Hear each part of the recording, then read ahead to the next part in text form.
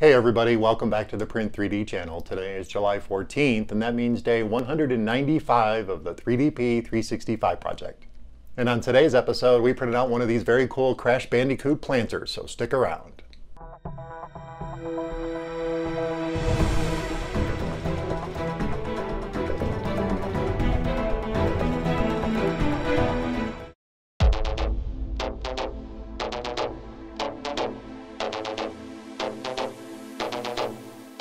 Hey everybody, welcome back, and thank you for joining me here for day 195 of the 3DP 365 project. As always, down in the description there's a fact section. There's also the MatterHackers affiliate link. If you're in the market for some new filament, just use that MatterHackers affiliate link and you really help out the channel. On today's episode, we printed out one of those very cool Crash Bandicoot Planters from Flowalistik, and our print turned out okay. I don't know if you can see it. I can actually see it the way I'm holding it now. But I found a layer or a couple of layers of under extrusion.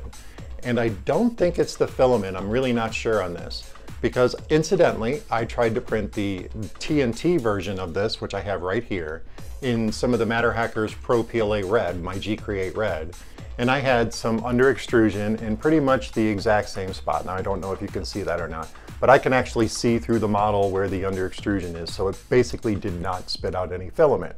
In my experience in the past is it's either one of three or four things, 3 or 4 variables. Obviously a clogged extruder is the first thing. The second thing could be that the temperature may have dropped and the filament wasn't quite liquid enough to print. But I don't think that's the case because my gMax holds temp really great. The other problem could be out of diameter filament. And I've had that happen before. It happens to everybody. That's not a big deal. And obviously the last thing is a defective model or an issue with the model. And considering it happened in the same space on both models, I'm kind of leaning towards the model, but I'm not sure because a lot of people have printed this and it may just be a slicer error. It could be a bunch of different things. But the fact that it happened on 2 different models from the same artist in the same exact spot, basically this one's 60%, this one's 55%, with 2 different rolls of filament, leads me to believe there's something really wrong.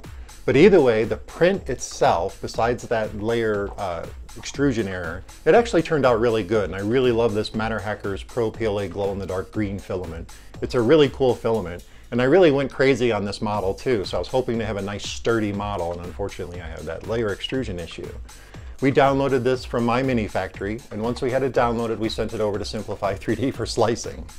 In Simplify3D, I used a 0.16 millimeter layer height with 5 top layers and 5 bottom layers, crazy, and 4 perimeters, because I wanted a rock solid model. I wanted the exterior walls to be almost the same thickness as the base. So I did a little bit of calculations, a 0.16 millimeter layer height at 10 layers gave me 1.6 millimeters, and I have a 0.5 millimeter nozzle, and I'm doing 4 exteriors, so that gives me 2 millimeters of thickness.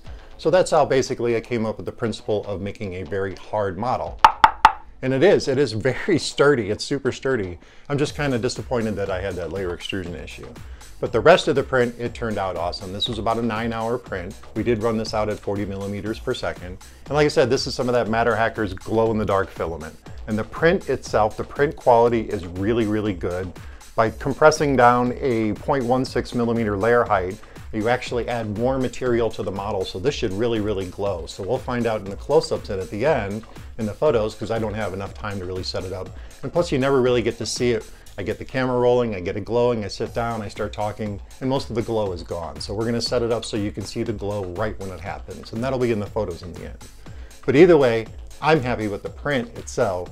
I'm not so happy with the model having a problem in both spots, especially since the TNT box had basically the same problem in the same spot. But other than that, I'm happy with the print. I think it looks really cool, and I can't wait to see it glow. Well, that about wraps it up for day 195 of the 3DP 365 project. I hope you guys found this episode interesting and informative. And of course, don't forget to subscribe to the channel, comment, like, and share those videos, and I'll see you guys tomorrow.